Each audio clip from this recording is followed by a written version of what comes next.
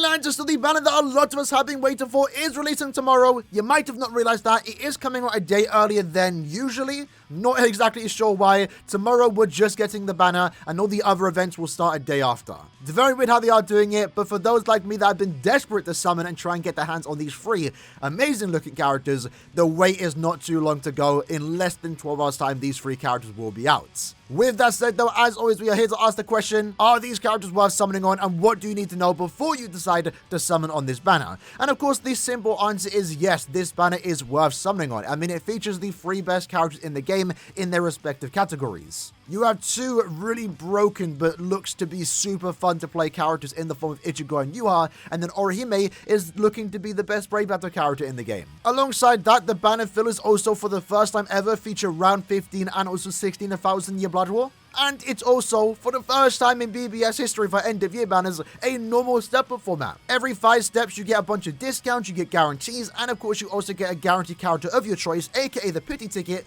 on step 25. But if you have extra leftover orbs and you really want to go the extra mile, and don't be tempted to do this, you can even go to step 50. So if you wanted to drop 10,000 orbs on some of the best characters in the game, I mean, you can do that. And you're getting a bunch of discounts, bunch of guarantees. We've never seen something like this, and I'm all for it. Of course, not everyone is going to spend 10,000 orbs on this banner, but if you wanted to, at least you know that you're going to be getting more discounts and more guarantees. Either way though, let's have a look at the new characters coming to the game in less than a day's time. So in this case, Ichigo is a Heart Sniper with the Sniper and also Stamina to Kill ability. He's also the second character in the game to come with 2 soul traits, that being 20% strong attack damage and also 12% strong attack recharge, making him one of the better links in the Heart attribute. If we have a look at the character's damage output, this character is going to pack a massive punch. With Frenzy +2, when you inflict this stat element, which you have an increased chance to do so against the 2 killers that he does have, the first type of character to do this, going to be really good in Guild Quest content where you are going against strictly Sniper and also Quincy enemies, but in different attributes. Inflicting the stat element is going to give you that SP boost, but alongside that, you also inflict Lacerate and also Weaken, in which case you'll do 100% more damage to those 2 inflicted stat elements. Frenzy +2 and an 80% SP boost is already good enough, but the fact that when he inflicts a stat element, he's basically doing 100% more damage is absolutely insane, especially given the fact that he does have an increased chance to do so. But alongside that, the character comes with Havoc, Bombardment +1, so his Storm is also hitting quite hard. He's immune to every stat element, and he has some good mobility thanks to his Long Stride and also Sprinter +2. Now, the special thing about this character is that he has a very unique strong attack here. Literally no character in the game, to a certain extent, has every strong attack that he does have. His SA1 is a beam forward, but it works a tad bit different to how we have seen other beams in the past. You're probably not even going to notice the difference, but it does hit twice. And his SA2 is also very similar to 8th Anniversary White, the best second strong attack lunge in the game. It's a really good attack, but in Ichigo's case, he has more AoE to it. But if that wasn't good enough, his SA3 looks to be just simply amazing. It's a Getsuga Jujisho, a 2-stage charge strong attack, where if you press the button once, it just does an AoE in front of him. A good range, good damage output. But if you want to hold down the button for like 2 or so seconds, you will let out the second part of the Getsuga Jujisho, and you will let out an even stronger attack. It was stated in game that with this charge SA3, even if you don't fully charge it, and you let it off early, it still does more damage than a normal strong attack 3. So this character's damage output is going to be absolutely insane. His gameplay looks smooth, he looks fun to play, and he's easily a contender for the best character in the game. But who's surprised? It's a new Ichigo. It's true Shikai, his visuals look amazing, can't wait to get my hands on this character.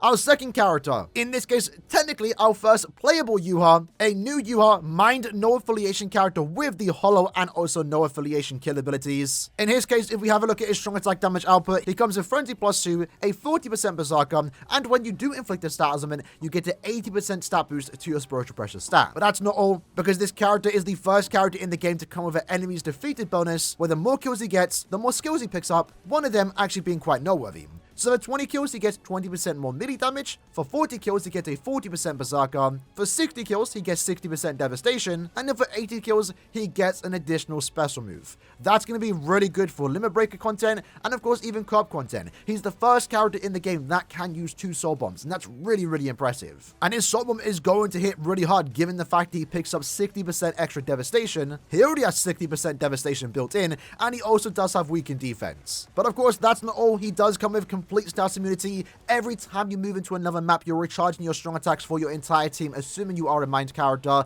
Once more, a meta skill for Limit Breaker. Just like Ichigo, he has 2 flash steps with long strides, and he has an amazing set of strong attacks. An AoE in front of him, Vacuum Vortex SA1, a Homing Vortex SA2, the best strong attack 2 in the entire game, and then a full screen strong attack 3. For Yhwach's first playable SP character, they did this character justice. It was definitely worth the wait since his first introduction on the 3rd anniversary. He looks to be amazing. Once more, another character that is competing for the best character in the game, and also, just like Ichigo, introducing a new mechanic with the new enemies defeated bonus. And then lastly, we have Orihime, in this case the Brave Battle character. Sure, she is a character that you can take outside of Brave Battles, more so in Guild Quest content, the Range Captain Killer Guild Quest, but realistically, you're mainly going to want to use it in Brave Battles because most of her skills here are designed to be used in Brave Battles. So in her case though, she is a Technique human with the Captain Kill ability. This is quite noteworthy given the fact that she is going to have Killer against majority of the meta characters in Brave Battles, and no one really has Killer against her given the fact that she is a human. The one character in the meta that does have Killer against her is a Speed Captain in the form of Safri Sergeant, so he's not really going to be doing anything. In fact, he's the biggest target for someone like Orihime. Now, when it comes to damage output, she starts with Flurry +2, but for the first 10 seconds in a Brave Battle match, she does pick up Flurry +3, so she's going to be hitting really hard for the first 10 seconds. But alongside that, if you do get her under half stamina, she then takes 50% less damage, but also 50% more normal attack damage. And that's more noteworthy given the fact that she is the first character to have the persistent skill. And this essentially means that when she does end up getting defeated, for the next 5 seconds, she will still be alive and technically be unkillable. It's another way of Caleb doing invincibility. It's going to be toxic, but this basically makes her the best Brave Battle character in the game, and she'll take full advantage of that extra 50% normal attack damage when she is at low stamina. Alongside that, though, she comes with extra utility effects. She ignores Brave Battle invincibility. She has Brave Battle invincibility herself. She can prevent last stage survival, and she can also prevent Brave Battle healing. Who would have thought that a base Orihime would be the best Brave Battle character in the game, but here we are, and she looks to be a massive threat in the Brave Battle meta. And that's it for the main 3 banner characters, and they alone is a reason to summon on this banner. If you like their gameplay, if you like what they offer, go ahead and summon. It's the end of the year, we're not really going to get any big banners too soon, at the very least for the next 2 or so months. But if that wasn't enough, the Philip was also pretty good this time around for the first time ever on a 1000-year Blood banner. In this case, round 16 Concord characters are here. Chad is a Brave Battle character that can be used in the immediate Captain Killer Guild quest. Unfortunately, though, Chad does not age the best when it comes to the Brave Battle meta, mainly given the fact that he himself cannot go for invincibility, but he still does serve as a team booster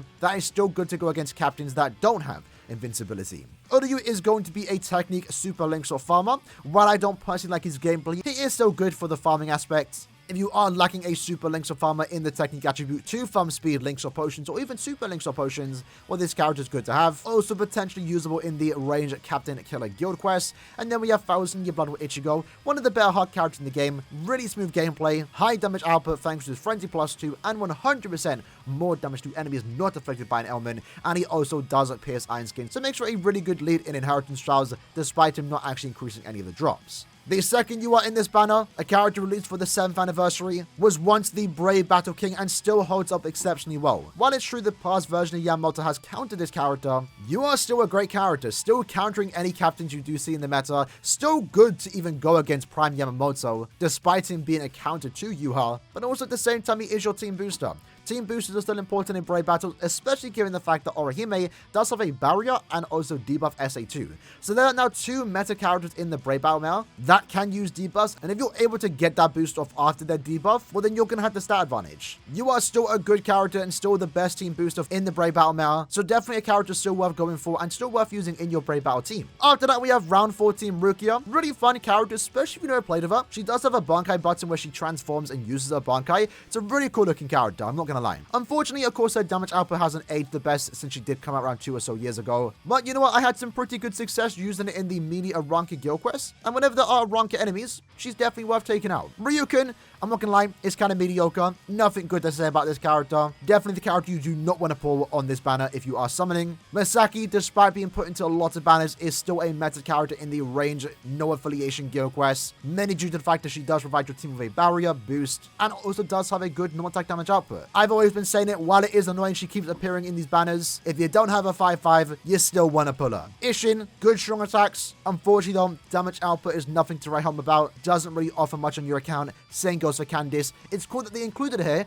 given the fact that we are getting a new Gettaguju Jisho Ichigo. Candice is again quite outdated, good strong attacks, but low damage output. More so a character to look forward to getting resurrected sometime in 2024, where she might even get better and become a good link. Again, as already mentioned, the banner format is good this time around. You're getting discount every 5 multis for each rotation, 1, 2, 6, 7, 11, 12, etc. You're getting a guaranteed 5-star every 5 steps, and if you do make it to step 25, you are guaranteed a character of your choice, which is really good. In fact, since it has been updated, just to maybe give an example, keep in mind RNG is RNG, right? Despite there being guaranteed 5 stars, despite there being a character of your choice, you can still get shafted in this banner. Keep that in mind, right? But I did just go ahead and do 25 steps on this banner through BBS Simulator, and we got really lucky here. I don't think this is an example of what you can expect, but it's something that I just got right now. We did 25 steps, and we walked away with a 4 out of 5 Yhwach and a 4 out of 5 Ichigo. And we unfortunately didn't get a single Orihime, but that's what step 25 is for. We can pick up Orihime from there, and in that case, it's a full sweep, potentially walking away with Ichigo and Yhwach 5-5 if I wanted to use a Rainbow Move Source or a Move Source on them. If we were to do 50 steps, though, what would our summons look like? In this case, that is... Again, that's an example, lads. You can still get shouted, right? 50 steps, and we didn't get a single Ichigo. We got 2 Yhwachs and 10 Orihimes. Wow. That is shocking. That is shocking. Now, obviously, this doesn't include the guaranteed ticket that you can pick up, so we could just pick up 2 Ichigos. But if I got 10 Orihimes, I would be kind of disappointed. 3rd time's the charm, though. Let's see what another round of 50 steps look like. That looks a lot better. Still too many Orihime, 7 in this case, but we did get 3 Yhwachs and also 4 Ichigos. That's honestly not too bad. So yeah, in my opinion, it's a banner worth summoning on. I mean, what else is there to summon on, right? It features 2 of the most broken, fun-looking, best-looking SB characters in the game with True Shikai Ichigo and our first playable Yhwach.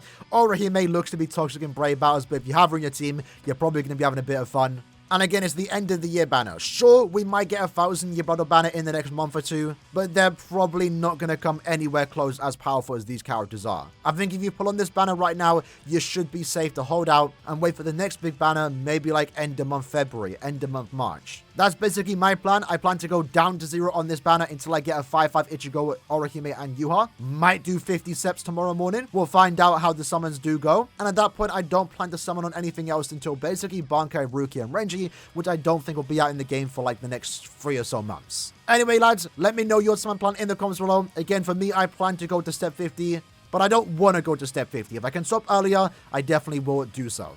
Good luck in your summons. I will be live tomorrow morning, so hope to see you lads there. Take care and peace.